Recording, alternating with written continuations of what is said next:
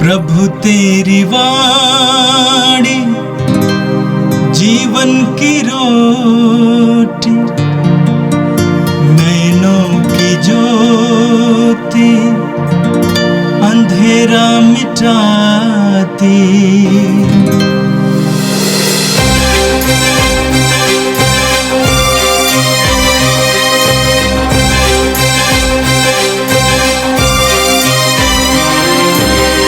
प्रभु तेरी वाणी जीवन की रोटी, नैनों की ज्योति अंधेरा मिटाती। प्रभु तेरी वाणी जीवन की रोटी, नैनों की ज्योति अंधेरा मिटाती। वाणी वाणी वाणी वाणी वाणी पवित्र है, शाश्वत है, जीवन का मन्ना है। 1 मई बृहस्पतिवार। पहला पाठ प्रेरित चरित अध्याय 5 पद संख्याएं 27 से 33 तक। प्यादों ने प्रेरितों को ले आकर महासभा के सामने पेश किया। प्रधान याजक ने उनसे यह कहा, हमने तुम लोगों को कड़ा आदेश दिया था कि वह नाम लेकर शिक्षा मत दिया करो, परंतु तुम लोगों ने यरूशलेम के कोने कोने में अपनी शिक्षा का प्रचार किया और तुम उस मनुष्य की हत्या की जिम्मेदारी हमारे सिर पर मढ़ना चाहते हो। इस पर पेतरुस और अन्य प्रेरितों ने यह उत्तर दिया, मनुष्यों की अपेक्षा ईश्वर की आज्ञा का पालन करना कहीं अधिक उचित है। आप लोगों ने यीशु को क्रूस पर लटकाकर मार डाला था, किंतु हमारे पूर्वजों के ईश्वर ने उन्हें पुनर्जीवित किया है। ईश्वर ने उन्हें शासक तथा मुक्तिदाता का उच्च पद देकर अपने दाहिने बैठा दिया, जिससे वह उनके द्वारा इस्राएल को पश्चाताप तथा पाप क्षमा प्रदान करे। इन बातों के साक्षी हम हैं और पवित्र आत्मा भी, जिसे ईश्वर ने उन लोगों को प्रदान किया है जो उनकी आज्ञा का पालन करते हैं। यह सुनकर वे अत्यंत क्रुद्ध हो उठे और उन्होंने प्रेरितों को मार डालने का निश्चय किया। यह प्रभु की वाणी है। संत योहन के अनुसार पवित्र सुसमाचार अध्याय 3 पद संख्या 31 से 36 तक। जो ऊपर से आता है वह सर्वोपरि है, जो पृथ्वी से आता है वह पृथ्वी का है और पृथ्वी की बातें बोलता है। जो स्वर्ग से आता है वह सर्वोपरि है, उसने जो कुछ देखा और सुना है वह उसी का साक्ष्य देता है, किंतु कोई भी उसका साक्ष्य स्वीकार नहीं करता। जो उसका साक्ष्य स्वीकार करता है वह ईश्वर की सत्यता प्रमाणित करता है। जिसे ईश्वर ने भेजा है वह ईश्वर के ही शब्द बोलता है, क्योंकि ईश्वर उसे प्रचुर मात्रा में पवित्र आत्मा प्रदान करता है। पिता पुत्र को प्यार करता है और उसी के हाथ उसने सब कुछ दे दिया है। जो पुत्र में विश्वास करता है उसे अनंत जीवन प्राप्त है, परंतु जो पुत्र में विश्वास करने से इनकार करता है उसे जीवन प्राप्त नहीं होगा। ईश्वर का क्रोध उस पर बना रहेगा। यह प्रभु का दिव्य सुसमाचार है। क्रिस्त प्रभु की जय। प्यारे भाई और बहनों, आज मई महीने का पहला तारीख है। इसको मई दिवस, मई डे कहा जाता है। अब लगभग 150 वर्ष पहले यूरोप में इस दिन लेबर्स डे मनाया जाता था, क्योंकि व्यवसाय रेवोल्यूशन के बाद यूरोप में मजदूरों का ज़्यादा से ज़्यादा शोषण होता था और मजदूरों का डिमांड था उनको एक दिन में 8 घंटे का काम देना, इससे ज़्यादा देना उनके लिए स्वीकार ही नहीं। और उसको सोशलिस्ट और कम्युनिस्ट वालों ने भी जोर से सपोर्ट किया था। तो ये मई डे मनाया जाता था मजदूरों के अधिकार के लिए। असली में ये तो मई डे, ये तो स्प्रिंग फेस्टिवल रखा था, वसंत का ये त्यौहार था। जब रूस में कम्युनिस्ट वालों का रेवोल्यूशन हुआ गया 1917 में, तब इसे ये लेबर डे को कम्युनिस्ट वाले मई दिवस के रूप में मनाते हैं। और रूस में जो उनका रेवोल्यूशन की सफलता हुई, कलीसिया में भी इस दिन को सुयोग की रीत से मनाने के लिए संत पिता पियूस 12वां ने आज के दिन संत जोसेफ की मध्यस्थता का त्यौहार के रूप में मनाते हैं, क्योंकि वे मजदूर थे, बढ़ाई का कार्य करते थे। इसके द्वारा कलीसिया ये प्रमाणित करना चाहते हैं हमारा जो काम जो हम करते हैं मजदूरी, इसका अपनी गरिमा है और इसकी महिमा है। मानव की सेवा, मानव जो कुछ कार्य करते हैं, जैसे पौलुस भी कहते हैं जो कुछ अब करते हैं यीशु के नाम पर करें, तब उसमें पवित्रता आ जाती है। हर कुछ सेवा ये तो हमारे लिए न केवल अधिकार है, हमारे लिए ये हमारा वरदान भी है। हमारे देश में जो जाति प्रथा थे पहले ज़माने में, जो जाति के आधार पर काम दिया जाता था और काम से व्यक्ति का जाति का पता भी चलता है, परंतु ये नहीं है। हर जाति हर गोत्र के लोग कोई भी हो, सबको काम बराबर है, सबका काम का अपनी डिग्निटी है, अपनी गरिमा है, महिमा है। तो लेबर डे से यही हम लोग मानते हैं, मजदूरों का अधिकार, काम करने वालों का अधिकार। हम जानते हैं आज के दुनिया में बेकार लोग बहुत ज़्यादा हैं, बेरोजगार है, उनको ये अधिकार है उनको काम मिले और उनके लिए अपनी जीविका का प्रबंध करे।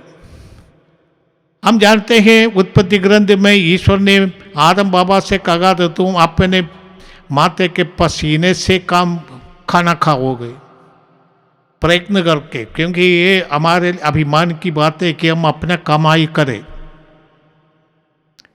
आज के दिन हम ये भी याद करें मजदूरों के अधिकारों के लिए दुनिया भर अब लोग आवेश में हैं और उनको बहुत कुछ अधिकार मिल चुका है। हमारे देश में भी मजदूरों के अधिकारों की रक्षा होती है, परंतु इसके बावजूद भी हम जानते हैं मजदूर विशेष करके जो निम्न स्तर का काम करने वाले हैं उनको हम लोग नीचे देखते हैं। लोग बिना काम किए ही खाने को पसंद करते हैं, बहुत लोग ऐसा ही है। और ऐसे से टेढ़े मेढ़े रास्ते से पैसा कमाने वाले, बिना मेहनत किए ही कमाने वाले बहुत ऐसे लोग हैं दुनिया में। परंतु इस सब के सामने ये आज का त्यौहार हमें निमंत्रण देता है कि हम अपनी मेहनत करें, अपने पसीने से कमाएं। इतना ही नहीं, काम करना, वर्क इज वर्शिप, इसका अर्थ है कि जो काम हम करते हैं उसको हमें उसी निष्ठा से करना है जैसे हम ईश्वर की आराधना करते हैं। हमारी जिम्मेदारियों को निष्ठा से करना, हर एक व्यक्ति का अपनी अपनी जिम्मेदारी है।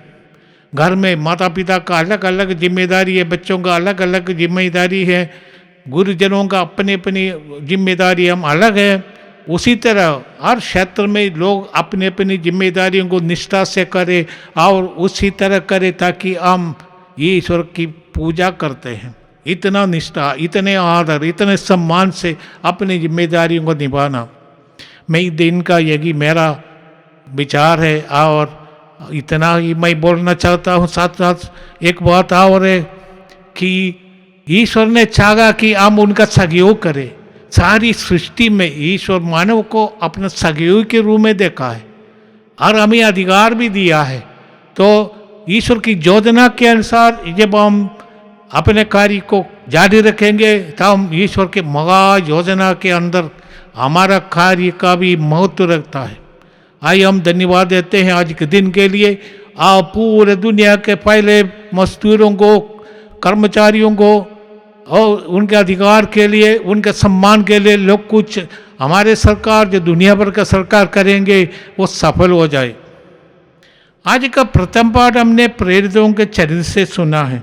जो आज के पाठ है, प्रधान याजक ने उनसे कहा, हमने तुम लोगों को कड़ा आदेश दिया था कि वो नाम लेकर शिक्षा मत दिया करो, परंतु तुम लोगों ने यरूशलेम के कोने कोने में अपनी शिक्षा का प्रचार किया। महाराजा के यीशु का नाम नहीं लेते हैं, कहते वो नाम बोलता है। इतनी उनके दिल में यीशु के प्रति नफरत है और सबों के सामने वो यीशु को अपमानित करने में उत्साही था वो। इसलिए यीशु का नाम लिए भी नहीं, क्योंकि यीशु के नाम पर वो लंगड़ा स्वस्थ लाभ किया और कूदते को ये प्रेरितों के साथ वो जुट गए, मंदिर में गए थे, सबों के सामने हुआ था, यीशु के नाम पर ये हुआ था।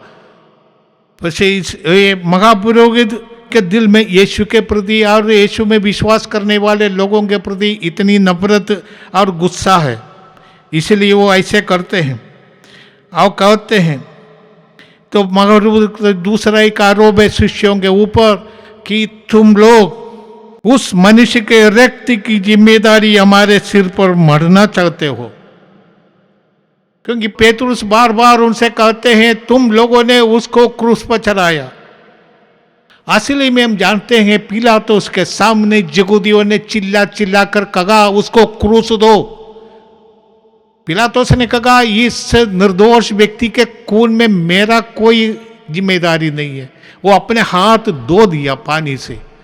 तब यहूदियों ने कहा हम उनके जिम्मेदार हैं, उनका रक्त का हम जिम्मेदार है और हमारी संतति पर उनके रक्त का प्रभाव पड़े। ये तो समस्या है, पश्चाताप की जरूरत पड़ती है। और हमारे जीवन में भी यही है, ईश्वर की सब प्रकार की कृपा पाने के बाद भी यदि हम ईश्वर के प्रति विश्वस्त नहीं रहते, ईश्वर को हम ठुकराते हैं, तो हमारे जीवन में भी ये आता है, शांति नहीं है, परिवार में शांति नहीं है, पैसा बहुत है परंतु शांति नहीं है, प्रेम नहीं है, एक दूसरे का वो दुश्मन समझते हैं। ऐसी दशा है। इसका समाधान है पश्चाताप, जीवन परिवर्तन करना, नया व्यक्ति बनना। और ये बात उनके समझ में नहीं आ जाता है, इसलिए वो लोग कहते हैं। पेतरुस और अन्य प्रेरितों ने ये उत्तर दिया, मनुष्यों की अपेक्षा ईश्वर की आज्ञा का पालन करना अधिक सूचित है। कोई भी हमें रोक नहीं सकता है, क्योंकि प्रभु ने हमें आदेश दिया है कि तुम मेरा साक्षी हो, यरूशलेम से लेकर समारिया और संसार के अंत तक तुम मेरे साक्षी हो। वो साक्षी देने हर एक विश्वासी की जिम्मेदारी होती है। कोई आपको रोक नहीं पाएगा, क्योंकि यही ईश्वर का आदेश है। मनुष्य उसको रोकेगा तो आपको, यदि आप फिर भी साक्षी देते हो, आपको शहीद बनना पड़ेगा, आपको मार डालेंगे, आपके ऊपर अत्याचार करें, चलाएंगे। इसलिए पेतरुस कहते हैं कि हमको ईश्वर की आज्ञा का पालन करना अनिवार्य है और हम वही करना चाहते हैं। आप लोगों ने यीशु को क्रूस के काट पर लटका कर मार डाला है, किंतु हमारे पूर्वजों के ईश्वर ने उन्हें पुनर्जीवित किया। और पेतरुस कहते हम उसका साक्षी है, पुनर्जीवित यीशु से हमारा मुलाकात हुआ है। ईश्वर ने उन्हें शासक और मुक्तिदाता का उच्च पद देकर अपने दाहिने बैठा दिया है। जो विशेषण पेतरुस यीशु के देते हैं, शासक और मुक्तिदाता, ये तो विशेषण मूसा को दिया गया था। और मूसा के बराबर यहूदियों के सामने मूसा सबसे महत्वपूर्ण व्यक्ति है। और पेतरुस कहते हैं कि यीशु उसके समान है। ईश्वर ने उसको शासक और मुक्तिदाता बनाया। यीशु के द्वारा पूरे इस्राएल को पश्चाताप का संदेश दिया जाए और पाप क्षमा मिल जाए। इस वजह से यीशु ने हमें जिम्मेदारी दी है और पाप क्षमा और पश्चाताप का संदेश सुनाने के लिए। इसलिए इन बातों के साक्षी हम हैं और पवित्र आत्मा भी हैं, क्योंकि जो कुछ पेतरुस और साथी करते हैं वो पवित्र आत्मा की शक्ति से करते हैं। अपनी ताकत नहीं है, क्योंकि वो इतना ताकतवान लोग नहीं है, चमत्कार करने वाला नहीं है, कोई ईश्वर की संतान थोड़ी ही है, परंतु ये केवल यीशु का गवाह है। इस वजह से पवित्र आत्मा का कृपा से वे शक्ति और सामर्थ्य के साथ पूरे यरूशलेम को हिला दिया। और इस कारण महापुरोहित शास्त्रीय फरीसी इतना क्रुद्ध हो जाते हैं, उनकी हत्या करना चाहते हैं। ये सब सुनकर अत्यंत क्रुद्ध हो उठे और उन्होंने प्रेरितों को मार डालने का निश्चय किया। हम जानते हैं कि ऐसे इस बाद में फिर भी पेतरुस बंद किए जाएंगे, परंतु ईश्वर उनके साथ था, क्योंकि ईश्वर ने उनको ये जिम्मेदारी दी है। आज का सुसमाचार का संदर्भ यही है कि यीशु और शिष्य यूदया प्रदेश आए और वहां उनके साथ रह गए, वही बपतिस्मा देते थे। पश्चाताप का बपतिस्मा यीशु देते थे। उस समय जॉन का शिष्य जाकर जॉन से शिकायत करते हैं कि वो व्यक्ति जिन्हें जॉन ने बपतिस्मा दिया है वो आजकल यूदा में बपतिस्मा दे रहे हैं। जॉन का शिष्य चाहता था कि यीशु को रोक दे। जॉन के शिष्यों और यहूदियों में शुद्धिकरण के विषय में विवाद छिड़ गया। उन्होंने आकर यीशु जॉन से कहा, गुरुवर देखिए, जो जॉर्डन के उस पार आपके साथ थे और जिनके विषय में आपने साक्ष्य दिया वो बपतिस्मा देते हैं और सब लोग उनके पास जाते हैं। ये शिकायत दिया था। तब जॉन उनको समझाते हैं और आज के पाठ में जॉन हमसे कहते हैं जो ऊपर से आता है वह सर्वोपरि है। यीशु ऊपर से आए हैं। जॉन के सुसमाचार के अनुसार यीशु ईश्वर का अनादि शब्द है। वो सृष्टि के पहले ही पिता के साथ उपस्थित वो शब्द, वो शरीर धारण कर हमारे बीच निवास करने वाला वही यीशु है। इसलिए कहते हैं वो ऊपर से है, वो सर्वोपरि है। और जो पृथ्वी से आता है वो पृथ्वी का है और पृथ्वी की बातें बोलता है। साधारण इंसान उनको ईश्वरीयता और ईश्वर के अंदर के रहस्यों को पता नहीं चलता है। यदि परंतु ईश्वर जब वो अपने रहस्यों को प्रकट करते हैं तो हमें पता चलेगा। यीशु ने भी यहूदियों से कहा था, मैं ऊपर से हो और तुम नीचे का हो। मैं ऊपर का अर्थ है कि मैं ईश्वर हूँ और तुम केवल मनुष्य है। जॉन का सुसमाचार अध्याय 8 पद संख्या 23 में इस बात पर चर्चा होती है। यहूदियों के साथ यीशु का जो चर्चा है उसमें यीशु ने उनसे कहा था कि मैं ऊपर से हूँ और तुम लोग नीचे को हो। जो स्वर्ग से आता है वो सर्वोपरि है। वो स्वर्ग की बातें कर सकते हैं, प्रकाश डाल सकते हैं। उसने जो कुछ देखा है सुना है वह उसका साक्ष्य देता है। जैसे जॉन का सुसमाचार 1 अध्याय 1 पद संख्या 18 में जॉन ने लिखा है, किसी ने कभी ईश्वर को नहीं देखा, पिता की गोद में रहने वाले एकलौते ईश्वर ने उससे प्रकट किया है। यीशु ही वो पिता के गोद में बैठने वाला ईश्वर है। मैंने ईश्वर से युक्त पिता के साथ इतना घनिष्ठ रिश्ता रखने वाला वही ईश्वर की बातें हमें प्रकट कर सकते हैं, बोलते हैं। आज का पाठ का यही अर्थ होता है। जो यीशु जो साक्ष्य हमें देते हैं उनके साक्ष्य को स्वीकार करना ये हमारे लिए जीवनदायक है। परंतु बहुत लोग उनका साक्ष्य स्वीकार नहीं करता है। जो उनका साक्ष्य स्वीकार करता है वो ईश्वर की सत्यता प्रमाणित करता है। जिसे ईश्वर ने भेजा है वह ईश्वर के ही शब्द बोलता है, क्योंकि ईश्वर उसे प्रचुर मात्रा में पवित्र आत्मा प्रदान किया। यीशु हमारे लिए पवित्र आत्मा का स्रोत है। जो उनका सुसमाचार 7 में प्रभु कहते हैं, जो मुझ में विश्वास करते हैं उनके अंतरतम से जीवन का वो जीवन का जल प्रभावित हो जाएगा। पवित्र आत्मा का एक प्रतीक है जीवन का जल। प्रभु ने मंदिर में कहा था, यदि कोई प्यासा है तो मेरे पास आए, जो मुझ में विश्वास करता है वो अपनी प्यास बुझाए। जैसे कि धर्म ग्रंथ में लिखा है, उसके अंतर्तल से संजीवन जल की नदियां बग निकलेगी।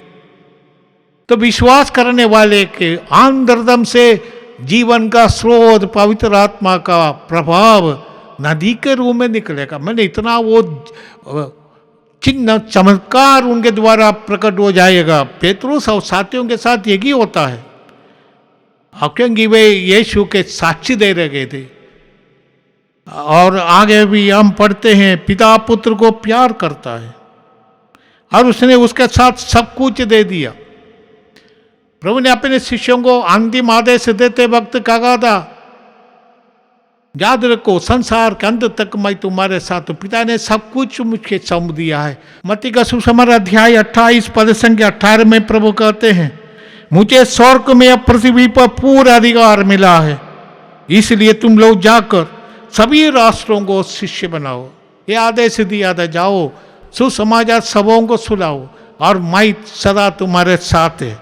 और इस वजह से प्रेरित जाते हैं, क्योंकि प्रभु ने कहा मैं इसलिए आया हूं वे जीवन प्राप्त करे, वे परिपूर्ण जीवन प्राप्त करे। और वो परिपूर्ण जीवन देने वाला वही यीशु है। प्रकाशन ग्रंथ अध्याय 1 पद संख्या 18 में पढ़ते हैं, जीवन का स्रोत मैं हूं, मैं मर गया था और देखो मैं अनंत काल तक जीवित रहूंगा। मृत्यु अधोलोक की कुंजियां मेरे पास है। यीशु का ये दावा है। आज जितने भी विश्वासी है, जो जितने भी यीशु से जुड़े हैं, उनके जीवन में इसका प्रभाव पड़ता है और ये आत्मा की शक्ति उन्हें प्राप्त होती है। पवित्र आत्मा का अभिषेक उन्हें मिलता है। यीशु की पवित्र आत्मा देने वाला व्यक्ति है, जैसे इसायास नबी का ग्रंथ अध्याय 11 पद संख्या 2 में लिखते हैं, प्रभु का आत्मा उस पर छाया रहेगा, प्रज्ञा तथा बुद्धि की आत्मा, सुमति तथा धैर्य की आत्मा, ज्ञान तथा ईश्वर पर श्रद्धा का आत्मा। वह प्रभु पर श्रद्धा रखेगा, वह ना तो जैसे जैसे न्याय करेगा और ना सुनाई के अनुसार निर्णय देगा। पवित्र आत्मा की पूर्णता यीशु में है। दूसरे नबियों को और गवाहों को आत्मा का अभिषेक मिलते हैं, वही पूर्णता यीशु से हमें प्राप्त होती है। आइए हम धन्यवाद दें, प्रार्थना करें। ये प्रभु आज हम विशेष रूप से मजदूरों के लिए प्रार्थना करते हैं। दुनिया भर के मजदूर, उनके अधिकारियों की रक्षा हो, जो अपनी पसीने से पूरे देश को खिलाते हैं। हमारे किसान भाइयों को और फैक्ट्री में काम करने वाले कर्मचारियों को, इसमें खड़ी मेहनत करके देश के विकास में लगे सभी लोगों को तेरे हाथ में देते हैं। तू उनको आशीष दे, उनके कर्मों से, उनके कामों से तू हमारा परम रोशन करता है। हम धन्यवाद देते हैं उनकी मेहनत के लिए। आज के दोनों पाठों से हमें ये आदेश मिलता है कि हमें पश्चाताप करते हुए, हमारे पापों पर, हमारे गलतियों पर पश्चाताप करते हुए ये नया व्यक्ति बनना। हम अपने पूर्व आग्रह के कारण कभी भी बंधन में पड़ते, जैसे वो महायाजक बंधन में है। पूर्व आग्रह के कारण वो ज्योति को नहीं देख पाता है। ये प्रभु हर प्रकार की पूर्व आग्रह, विशेष करके नफरत और अहंकार, घमंड, क्रोध इत्यादि से तू हमें बचाए। दूसरों को ये प्रभु ईश्वर के संतान के रूप में देखना और उनके साथ अच्छा व्यवहार करना, भाईचारे का व्यवहार करना तू हमें सिखा। यीशु के पवित्र नाम पर हम मांगते हैं, हमारे प्रभु क्रिस्त के द्वारा, आमीन। प्रभु तेरी वाणी जीवन की रोटी, नैनों की ज्योति अंधेरा मिटाती। वाणी वाणी वाणी वाणी वाणी पवित्र है, शाश्वत है जीवन का मन्ना।